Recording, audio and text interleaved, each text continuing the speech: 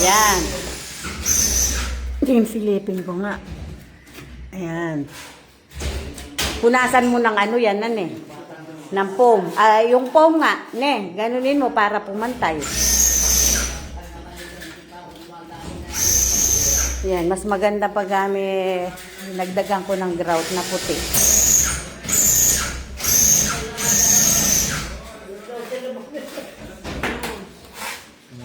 Diyan naman.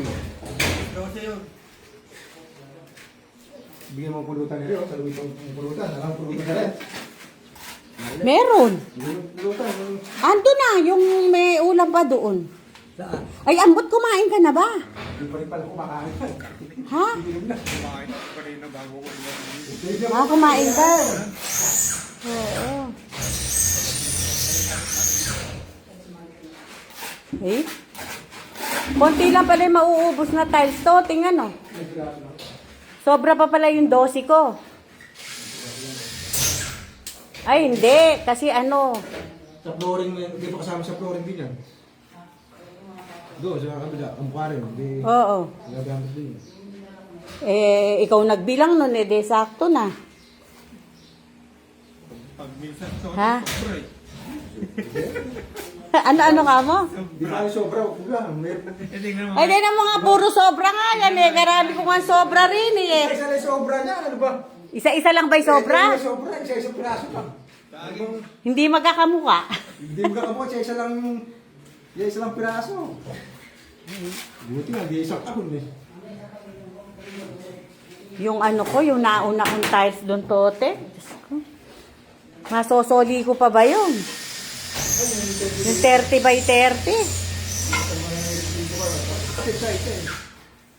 Saan ba kayo bumili? Yung iba, sa ano ko binili? Sa City Hardware. Parang yung siyo, pwede mong palit. May problema nga. 30 eh. Kasi ikaw ang sabi mo kasi 30 by 30. Alin pa? Yung una mong pinabili. Kung conforme sa kung 30 by 60 yung wall mo. Hindi naman 30 by 60 yung binili mo, 60 by 60. Dapat naman 30 by 60 naman yung flooring. Eh, Ganun yung binili ko. Kaya nang nag-30 by 30 yun, kasi na, 30 by 60. hindi nga, naging 60 by 60 lahat. Flooring at saka ano, Bakit sa surprise? wall. Malaki-laki rin halaga nun. Walang pa ng bakit na tayo. Pag ako bumaba, papoploringan ko pa to. Oo. Ere. Oo. Sobrahin ko rito. Ayan, papoploringan ko pa yan. Pag maraming tirang buhangin. Isama mo lang doon. Saan? Yan daw. Ay, sa inyo ya. Para hindi maputikan si tatay. Gandang garahe. Wala naman putik dyan. Kanya na. Hindi, alam putik dyan. Masyado nang malaki mauubos ko noon. Pwede na yan, pinaka-terrace. Laki naman.